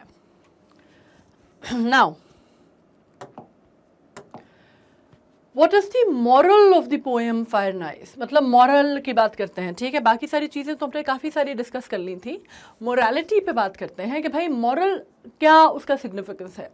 तो Robert Frost poem fire and ice suggest that destruction is inevitable, ठीक है, ये बात हम समझ ही चुके हैं।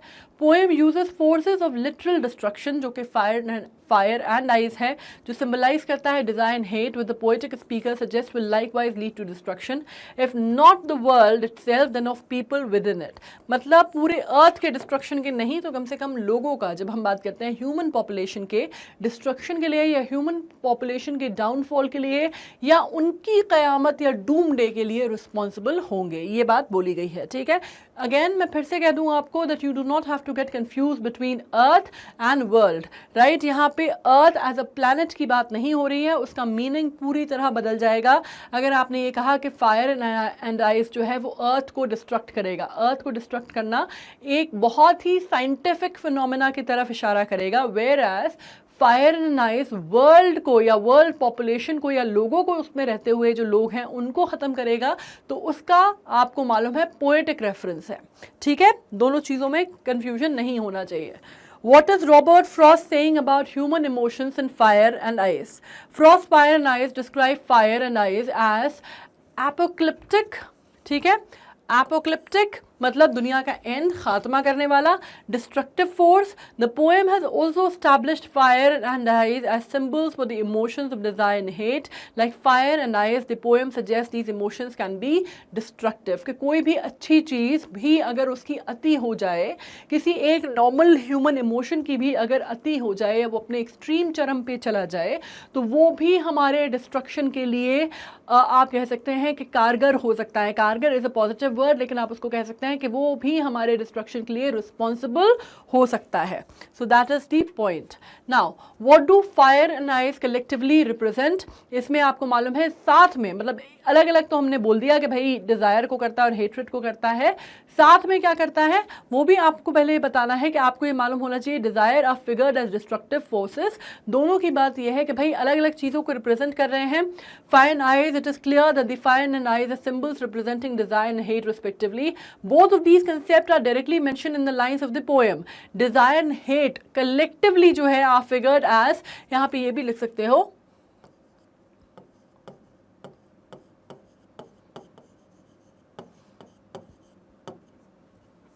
collectively are figured as destructive forces much like fire and ice, ठीक है। तो यहाँ पे आपको एक ओवरऑल देखो आंसर्स वही लिखने हैं, ठीक है। जो चीज़ है, जो दिया हुआ है कंसेप्ट, जो पोएम है भाई 9 लाइन की पोएम है, बाहर तो हम क्या ही चले जाएंगे, है ना। जो भी आंसर्स हैं वो 9 लाइन की पोएम से ही हमें डिराइव करने हैं। तो आपको लग रहा होगा कि सारे आंसर्स मिलते जुलते हैं, तो जाहिर सी बात है सारे आंसर्स मिलते जुलते हैं, क्योंकि आप उसके बाहर जाके बात भी क्या कर लोगे। हमने अलग अलग चीज़ें देख ली, अलग अलग एंगल से हमने उसको समझ लिया, हमने हर चीज़ उसकी देख ली, जान ली, सब कुछ कर ली, लेकिन है तो 9 लाइन की पोएम सी ना। मतलब जो बात बोली गई है, जो भी कुछ उसमें इंक्लूड किया गया है, जो भी कुछ उसमें इनकॉर्पोरेट किया गया है, उन्हीं 9 लाइन्स में बोला गया है। तो हम अलग से कोई अलग से जाके आंसर नहीं दे सकते, ठीक है। एक बात याद रखना, क्वेश्चंस कितने भी घूमे फिरे हों, कितनी भी चीज़ें आपसे वो घूम घूम के पूछ रहे हो कि भाई कलेक्टिवली क्या एक्सप्रेस करते हैं, मॉरल क्या है, बोलना क्या चाहते हैं, फायर और डिज़ायर का क्या आपस में कनेक्शन बोला गया है, या कोल्डनेस का और हेट्रेड का क्या कनेक्शन बोला गया है। मतलब क्वेश्चंस किसी भी तरह के आए, आपको मूलतः आपको बात मालूम है, आपको मालूम है बेसिक जो स्टोरी लाइन है, जो बेसिक जो थीम ऑफ पोएम है, पोएटिक थीम है, वो आपको पूरी तरह से क्लियर है। आपको उसका हिस्टोरिकल रेफरेंस भी पता है, आपको उसका थीमेटिक रेफरेंस भी पता है, आपको उसका मीटर भी पता है, आपको क्या चीज़ कही जा रही है वो भी पता है। तो अपने हिसाब से भी आंसर्स जो हैं आप क्या कर सकते हैं, आप उसको लिख सकते हैं। आपको वोकैबुलरी भी पता है, ठीक है, आपको ग्लोसरी ऑफ टर्म्स भी पता है, तो आप उसको अपने हिसाब से फॉर्मुलेट कर सकते हैं। बस ये इंपॉर्टेंट है कि कुछ चीज़ों को पकड़ के चलना, जैसे क्या आपको मालूम है एंड ऑफ द वर्ल्ड, ठीक है, एपोकलिप्स की बात हो रही है, मतलब एंड ऑफ द वर्ल्ड की। दूसरी आप डूमडे की बात कर रहे हैं। तीसरी आप क्या बात कर रहे हैं कि डिज़ायर जो है या फायर से जो रिलेटेड जो पर्टेनिंग इमोशंस हैं वो दुनिया के अंत करने के लिए काफ़ी हैं। मतलब उसमें डिज़ायर हो सकता है, लव हो सकता है, पैशन हो सकता है, बहुत सारी चीज़ें हो सकती हैं, फ्यूरी हो सकती है, एंगर हो सकती है, वो हमने दूसरी स्लाइड में डिस्कस किया हुआ था। उसी तरह कोल्ड जो है वो क्या चीज़ें आपकी डिपिक्ट करती हैं, वो आपकी कोल्डनेस ऑफ हार्ट को डिपिक्ट करती हैं, या लैक वार्मथ को डिपिक्ट करती है, या हेट्रेड को करती है। तो ये सारी चीज़ें भी अर्थ के डिस्ट्रक्शन के लिए, मतलब वर्ल्ड के डिस्ट्रक्शन के लिए उतनी ही कारगर हैं जितनी कि डिज़ायर या फायर है, ठीक है। ये जो वर्ड्स है ना, कुछ वर्ड्स को एकदम रट लो और वो रट के इसमें लगा देना। 2-3 चीज़ें जब बोल दोगे ना तो सामने वाले को समझ में आ जाएगा कि भैया बहुत अच्छे से इस बंदे ने पढ़ा हुआ है और उसको कोई भी कॉन्सेप्ट में कहीं कोई दिक्कत नहीं है, ठीक है। इनएविटेबल डिस्ट्रक्शन की बात हो रही है। आपको जैसे मैंने कहा जजमेंट डे जो है उसका भी रेफरेंस ड्रॉ कर सकते हो, ठीक है। तो बहुत सारी चीज़ें हैं, डिज़ायर, हेट, ये जो कुछ टर्म है ना, इनको घोट के बिल्कुल पी लेना है अपन को, ठीक है। इसी के साथ अपन आ गए हैं एंड पे।